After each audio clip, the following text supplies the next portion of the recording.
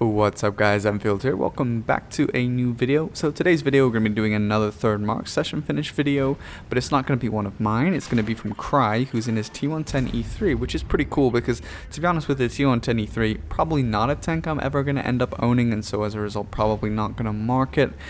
So this is a really unique opportunity for me, so thanks to him for sending me the replays, and hopefully those of you that do own the T110E3, or perhaps you have another turretless tank destroyer that maybe has limited sort of gun traverse range, this might be helpful to you. There's things that I'm sure you can take from this and transfer to other things, maybe even the JP100, I don't really know. So we'll see. I'll talk about a few of those things, similarities to positions he might take up that you could take up in other tanks as well. But regardless, let's get straight into it. It was around 49.76 damage per game, so it should be some pretty good games here. Let's get rolling. So the first battle we have here is on Cliff. Now you can see it's a really interesting matchup. There's like 50% TDs on each team, which is crazy. To be honest with you, I really do think there should be a cap on TDs. They heavily influence how active the game is and how the game develops, and there's just far too much alpha for it to be that many TDs in the game, in my opinion. But you gotta deal with what you gotta deal with, so let's see what happens. Now, one of the biggest issues I see when there's TDs on this kind of map is they want to sit on 1-2 line the entire game. They just want to sit and they want to stare off with TDs that they also can't see.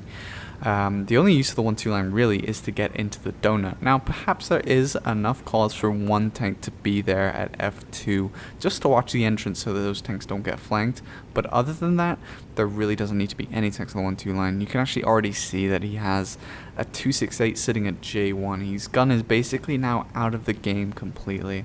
So always take the high ground. It's really important. Your gun is going to be active, you're actually going to be doing things. The 1-2 line is such a passive position, and it's not a position you need to hold with that many guns. It's even worse though when you get like tier 10 TDs do this in a tier 8 match where they're like one of 3 tier 10s and they want to sit down on the 1 line. Are you kidding me? Anyway, enough ranting about that. Hopefully Cry should get a shot, in fact his E100 as well, should get a shot on a tank going up the hill. This 140 is going for it. And yes, he's gonna get a shot. But looks, yep, okay. So that's really good. I think the E100 shot the leopard, which is alright because the leopard died, I guess. And the 140 did get punished enough, so should be okay. Now that he's taken a lot of damage, he'll be much less keen to poke over there. So a really good shot worth of damage there. Now he's gonna have to be careful, just because the artillery is there. And the 261 is a fast-firing tank, and he doesn't have a great deal of side armor, so if it does catch him in the side, it's going to be a problem. The other problem with the side armor on the E3 is that you cannot be flanked, otherwise you're in a really bad state. Obviously, you don't have a turret either, so yeah, it doesn't really go very well. But he does have tanks in the donut. Now, this is key and allows him to actually take this position because he has a 140 and 62.8 in the donut. If he didn't, he would be shot in the side, and so this position would not work. See if we can get a Panzer 7 shot here. Is he going to back up enough? Yes, he is. Ooh, a nice roll and 1 tick worth of fire. The automatic fire extinguisher puts it out immediately. Now, this STB1 is going to be a pain because he's going to proxy light these tanks unless he pokes out. No. So he does need to be careful. And there's a 261 shot, 420. So that's going to be a bit of a pain. What is this STB1 doing? This STB1 is being so risky. No. STB. Oh my god. I'm not really sure what he thought he was going to get out of that. He knew the E3 was there. Yeah, I don't know. I honestly don't know what that play was. But anyway, Cry doesn't care. That means he's not going to get proxy lit so easily. Although he did get lit there actually by the 183. And of course 183 Premium Hesh does not care in the slightest how much armor you have on the front. Yay HE. So yeah, anyway, so he's gonna back off here. He did get hit by the RD as well, which means he's stunned a little bit.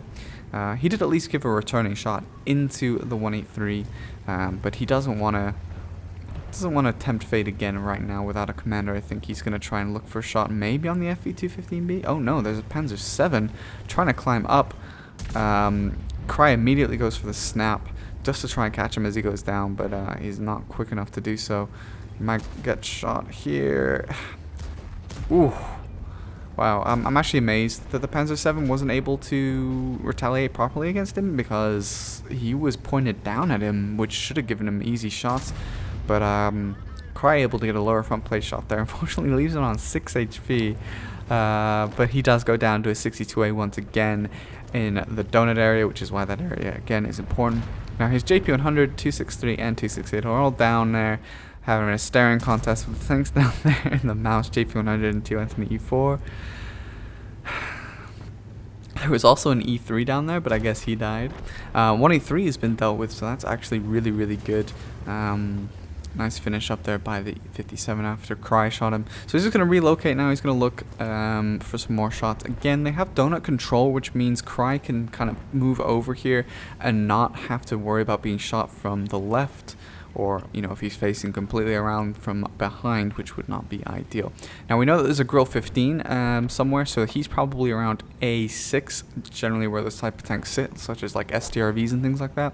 So moving up here, he's going to be able to sort of approach that position a little bit closer than otherwise. I think his 57 actually did ping that area I was talking about, so that probably indicates that he got shot from that position, so that's important information, but probably something you could have assumed anyway. Let's see if he can get a shot on E100. No. FE215B as well. There's like kind of like half shots here. There's the Grill 15, exactly where we assumed he would be, although he's a little further forward. I'm not really sure why he's not further back than that, but Cry doesn't care, getting some extra damage. It is a bit of a team wipe now at this point, and the reason it is a team wipe is because despite having teammates be in useless positions on the 1-2 line, their team did as well, so the retards countered the retards, and then his team was able to control the upper ground positions because they had that donut control. It's so critical because controlling that means you shut down the entire middle, so it's really, really important that you do that. And then if you send a strong force around the lighthouse, you can basically clean that up very easily, having some tanks in the low ground, some tanks in the high ground. That is very unlucky. So yeah.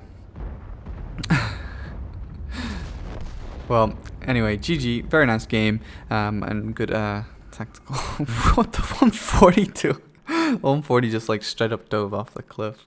So next up we have Corellia. Now Corellia, again, full tier 10 game. Again, 50% TDs, but there is at least no artillery, which is kind of nice, I guess, but it's still a lot of tank destroyers. So I think for Cry, he's probably going to have to look at going down the 9-0 line. At least there is plenty of HP to farm in the right kind of conditions. So he just has to find those conditions. Now I imagine he'll probably post up around J8 and be on that corner. Now not much has changed on this map in that regard. It's always sort of been a really strong position for TDs to trade. I remember a really old position labs where I used to go there, and like the original 268 and Fosh 155 before they were nerfed into oblivion.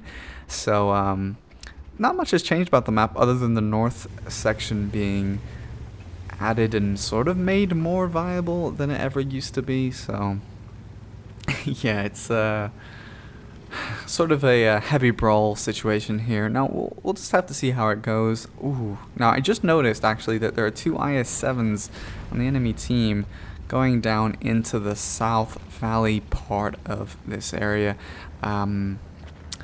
That's going to be difficult to dig out. Obviously, unless they overexpose their turrets, it's going to be quite difficult to deal with. So Cry is going to have to be careful. You might get a crossing shot here, though. Oh, you bent the turret. Bend the turret. Oh man, I think he penned the very top of it. He'll be like, lol, easy. But they're still probably going to cause a little bit of problems. Hopefully they'll be punished for poking, although there is an aggressive approach here. Now, what I found amusing there was the JP100 had HE preloaded and just fired on the move, because HE master race, boys. Now I know obviously Cry is firing all APCR on a tank that has very high standard pen. That's probably because he doesn't care. I love gold about what people think about Gold Noob. To be honest with you, a lot of shots he'll take will probably pen with AP anyway, but even still, HE is worse than Gold, guys. It really is. You can't complain about not having to aim. Look at HE. Anyways, so kind of interesting start to this battle so far.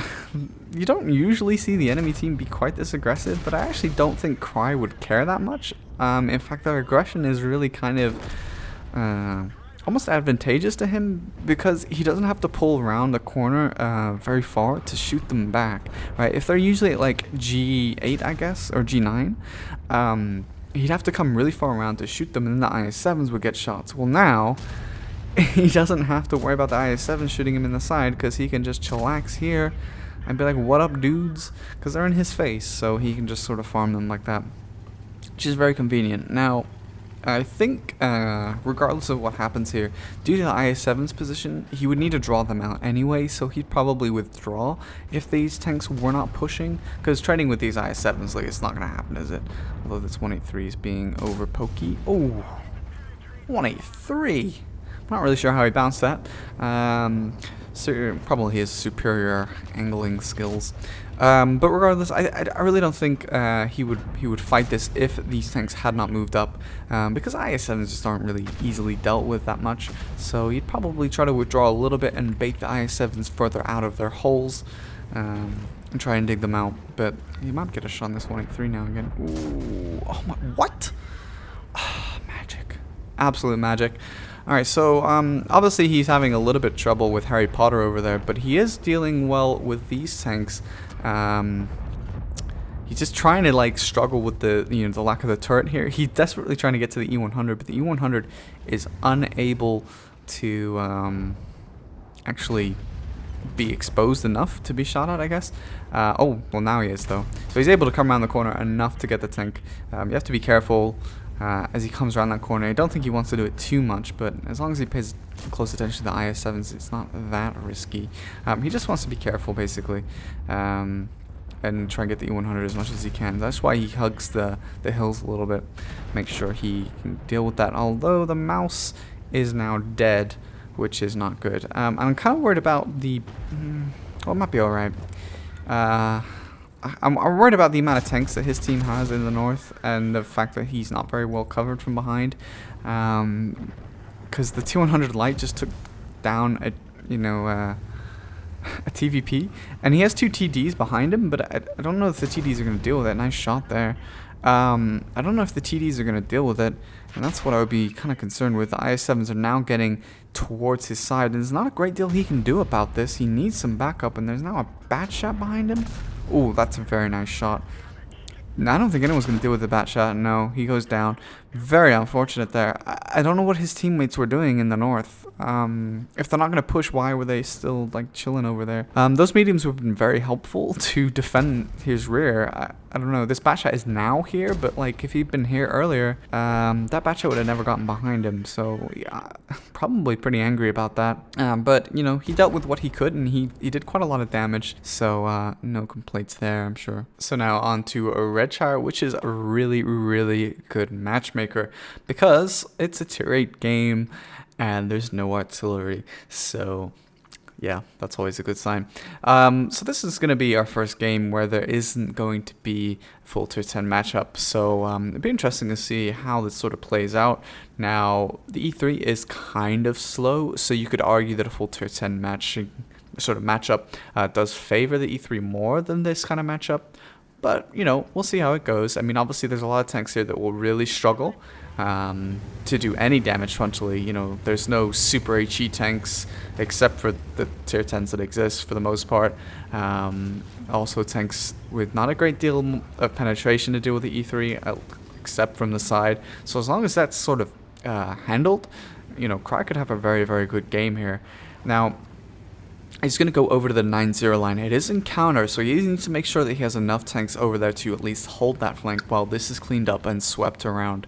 So it's kind of, when you get into these kind of matchups, you always have to predict where the heavy fighting is going to be so that you can get the most kind of damage out of the game.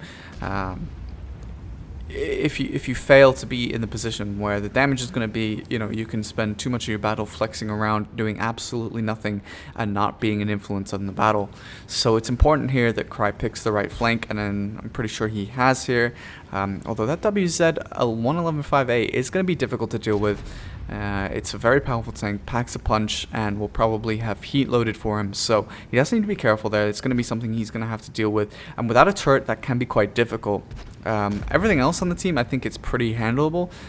It's just the 5A. That DPM with that alpha is incredibly dangerous, and as you can see, there's going to be problems here with a lack of a turret. Should be able to pen that. Yep, 827 on the JP100.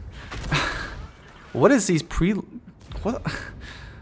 Well, GP100 is like preloading HE these days or something. I don't know what's going on. That's the second time that's happened, at least in the replays I've watched. So he's hopefully going to get a shot again on this guy. Easy peasy JP100. Unable to do much. And like I said, the 5A getting heat into lower from plate. Not that you can blame him or anything, but obviously that's something predictable that he's just going to have to deal with. It's going to suck. WZ5A is so desperate to shoot him. But he was able to at least shoot him back. He is winning the trade, but he's very low HP for winning this trade. The E100 is pushing out and shields him actually really quite well. In fact, the E100 is doing a fantastic job. Real credit to the E100 there. He's not often enough do you get people that sort of work this well, and can't give enough credit to that E100 there. Absolutely doing the right thing. Making sure that he was using his hit points to bully out the WZ, that he couldn't come around and shoot his tank destroyer. Really well played there by the E100. Cry took absolutely all advantage of it as he could. He didn't get a follow-up shot on the 5A he was looking for, but that's okay. 5A was desperately trying not to be sticking his butt out so that Cry could shoot him. So, but thanks to that E100, they are both alive and pushing easily around this flank. His team also has plenty of tanks over on that flank still, and they haven't even lost a tank yet, so it's a nice fluid push around here. It's YOLO snap. Nice fluid push around here as his team sort of begins to sweep up. Now you can see, they've lost 2 tier 10s. They've only got the 1 TVP alive, a couple tier 9s. You know that you've won the game. So at this point, when you get in this kind of stage of any game, you often will see these team wipes, and it's important how you respond here. You absolutely need to make sure that you play this part correctly, because it's important to get every little bit of damage out of these kind of battles, because you've already won the game. The game is won. You're not going to lose from this point. The important thing is that you farm. Now, of course, you have to be careful if you extend too much and pick the wrong positions and you die. That's not good. And wow, he just got that guy set on fire. Oh, is it going to be a full burnout? Oh man, he has rations? 140 finishes him off, but even still. Should get a shot here. Finishing? Yes, very nice.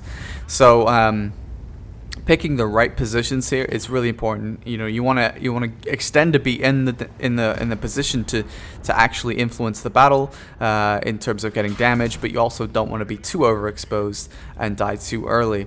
So he's looking for a shot here, but he's unable to get him before he goes down. But he does get a track shot, which of course is good. Assisted damage does count towards marks. He's have to be careful coming around this corner. Oh, camping Jagdpanther 2. That is unfortunate. Like I said, the sidearm is incredibly weak. I mean, to be honest with you, if you look at the shot, it looks unusual. In fact, I wonder whether it was a side shot and whether he just got the lower front plate. If it's the lower front plate, he's even more unlucky than I thought. Cry would probably be a little bit annoyed about that. It didn't look like he was that vulnerable to a Jagdpanther 2 shot, but rip, what can you do? Alright, so on to El Halluf, which is a map that's it's going to be kind of interesting to see how he plays it. I think he will go AB, but whether he goes A line or B line, I don't know. I seriously doubt he'll camp the base. Please don't camp the base, guys. Especially in a matchmaker like this, where you're one of the few tier 10s on your team, and you think, oh, I'm a TD, so let me camp the base. No, your gun needs to be in the game. If there's no if, whens, buts about it. You can't sit and wait for your teammates to die and then try and farm damage from the base. No. Get out there. Honestly, that annoys. It's one of the more annoying things I have about people in this game at the moment. I mean, it's bad in tier 10 games, but like I was explaining it earlier on the cliff battle, like Please, please, please do not camp the base. Especially if you are the top tier and there's a lot of tier 8s. Please don't keep your gun out of the game until the last moments of the game. Please, please, please, please. Anyway, enough of that. Hello, Halluf. Halluf. Halluf of Puffly Puff. It's a map that's been in the game for a long time, and it has seen numerous changes, with the current iteration being the one we're seeing now. I don't know, I mean, kind of forces you into fighting in 4 grid squares on the map. I mean, there are some sort of other plays you can make in certain tanks, where you go down south where T-54 lightweight on Cry's team is about to get a wreck Torino. Really, it's not that great. I think, honestly, maybe the dip needs to be raised up so it's not so steep and allow people to cross over there. I don't know, forcing the entire team to fight in 4 grid squares is kind of not very dynamic. Oh, it looks like he is actually going to go beeline, you know. Yeah, okay, he is. So he's going to go over to this flank, which I'd wondered if he was going to do that, because there's no artillery to stop him. He's got good gun depression. They can't really pen him as long as he's careful with his sides. And he could really bully these guys. I like this play because it's more proactive than sitting at A3, because he can't really cross to A1 like his IS-7 did. So, yeah, I like this play a lot. We'll see how it works out. It's a bold strategy, Cotton. It's not really actually a bold strategy. It's just, I wanted to say that. So let's see how he goes. Should get a shot on that low. Easy peasy. Low can't pen him because he snaps and didn't get lucky and hit his lower plate. So now what he wants to kind of do is kind of do as much damage as low as he can. And then maybe he can go after... no, he won't want to go after 1390 yet. He needs 1390 to be at least one hittable. 1,000 damage, he needs to take one more hit. So he's just going to try and back his tank up a little bit to try and find a way to shoot this low that isn't exposing his lower front plate. And this 1390, oh, almost giving him shots. So it's a matter now of just trying to get shots on the low and waiting to see if any of their tanks at C1 decide to cross into B1. So he can get some damage on those guys. Never going to pen either way. Oh no, the Conqueror moves now. I actually don't think the Conqueror noticed that the E3 had fired. He just decided to go for it, which is even worse. Man. Feels bad, man. Feels bad. But maybe he gets the shot on the T69. No. But the 57 is crossing? No. He was just debating. Okay. Oh, man. Wait, Yak Tiger crossing? Hello? No way. You have to wonder sometimes what people think when they play. You know, like, what's the strat there? Nice shot there with the auto aim because he had a full shot on him. And he kills him with the fire. Easy. Easy. What was the Yak Tiger thinking, man? Oh, easy 1390 kill. That's what he's looking for. In fact, to be honest with you now, the low dive down, he could just climb against the T69, I think.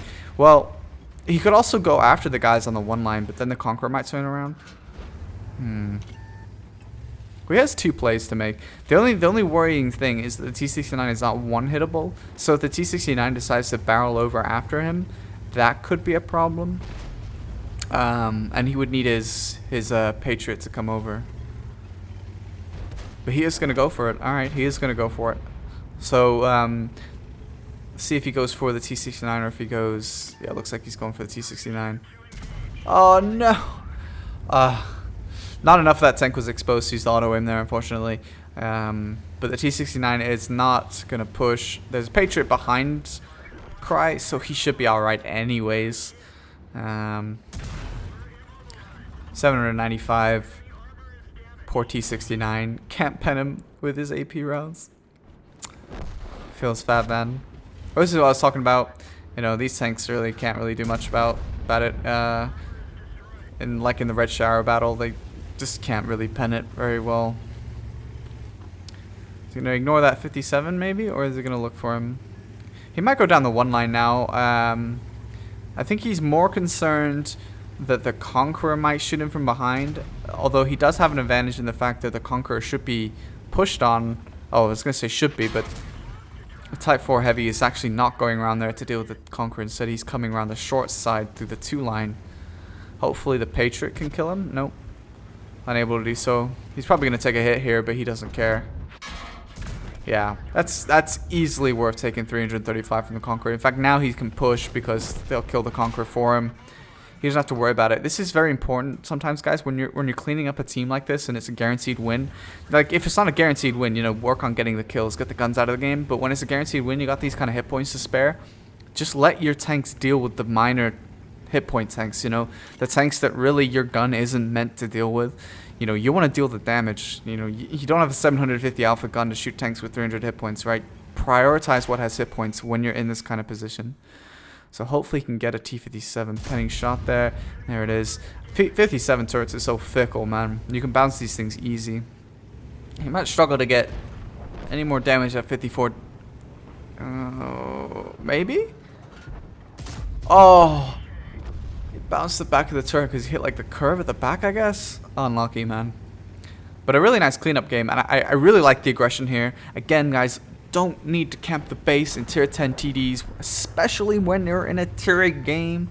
But I really like the play here, the aggression, recognizing when he can move up and things like that. So yeah, really nice battle there. So finally we have an Ensk game. Now Ensk is kind of going to be interesting, I think, to watch. Kind of curious to see how this will play out. It is a tier 8 game, but there's 3 artillery, which might not be such a bad thing on Ensk, but they can find shots on Ensk, and that's quite spoopy to deal with that. It's going to be interesting to see how he plays this. Now, they have an M48 pattern, but a lot of their tanks are sort of like lightly built tanks that may go field. Is he going to go field? Or, oh, you know what? I think he's going to look for an initial shot on the crossing through the rail lines here. Well, actually, this part isn't actually the rail lines. I guess it's what would be the station, maybe. I don't know. So let's see if he gets a shot. Prototype should be able to get that. Easy. Yep. 798. Very nice. So, initial shot, and he's actually going to commit to pushing in the midline. Now, this is interesting. I really like this play because it means that he can actually get a nice crossfire into the city if things go well. It's very difficult to flank someone here as well, because if you push up too far, you get shot from the F line. 268 shot, nice. And a nice little bit of wiggling there. Make sure that if the 268 does shoot, the angle is constantly changing on his lower front plate. I like that. 268 then getting some damage as well. So this is a really interesting play. You won't see that often, but it's especially from such a slow tank, sure, like the E3, but at these kind of distances, these tanks will not trade well against an E3. You know, trying to shoot the lower front plate at this kind of distance against an E3 is not easy. He does, of course, need to constantly be aware of what could be up, you know, whereby, you know, the place where he shot the prototype. Nice shot there on the Conqueror. So he's going to look for that, of course, but he's done really well so far to get a couple shots off on these guys. I really like the play, actually, and he's going to probably get this Patriot. Yes, 745 into the Patriot. Just like absolutely farming these guys, and there's not much they can do about it. Like I said, I mean, it's so difficult at this kind of distance. And that Conqueror, which I'm pretty sure is stock by the looks of that turret, is just getting eaten alive. I guess people watching this after a few, probably a week or so, probably be seeing the Conqueror in a new light, because the new Conqueror, although this is a stock Conqueror anyway, so I don't really know what the stock turret on the Conqueror will still be, whether it's actually this turret or it's something else. He's shot by the MX-30 there, but he should be alright. I don't think it's a big deal. Yeah. Oh, risky snap. He fired, so the MX-30 should poke. See if the ML2 can shoot him. Yeah, I don't know what the stock turret the Conqueror will look like. Well, nicely done to the T110E3 armor there. Anyway, I don't know if you guys have played the Conqueror, but the Super Conqueror is super powerful on the test server right now after the buffs. I'm not really sure if the Conqueror turret is going to make a big deal because it has a similar turret to the Super Conqueror has with the space armor. So obviously it doesn't matter against APCR, not heat, but oh, it's pure savagery. But he's being aggressive here because he has a 1-2-1 to support him against the Emil, and he wants to be in a position to shoot these guys in the back here. Should be able to get this Conqueror here. It's blind, but it should be fine. Yeah, I think he was actually looking for the 268, but obviously the Conqueror was still there, so he was always going to hit the Conqueror as well. Oh, first big shot of damage coming from the 268, but he does have a little bit more HP to spare. His team is clearing up, so he wants to be as aggressive as possible. Try and get this shot on the 268. That's what's important here. If he can get that, then it's going to be a really nice game, 5k plus. See if he can snake that shot. Actually, he should be able to get this, you know. Yeah, 682. It was a little unlucky to low roll, I think. Someone needs to kill this 268 before he kills Cry. Come on, guys. Seriously. Wow. Absolutely unbelievable. He had 2 allies there in that position to bail him out. Absolutely ridiculous. But that's it, guys. I mean, I hope you enjoyed it. Congrats to Cry on your 3rd mark E3. Thanks for sending the replays. And I hope you guys found something useful from these. Thank you so much for watching. Thanks again to Cry, and I'll catch you guys on the next video.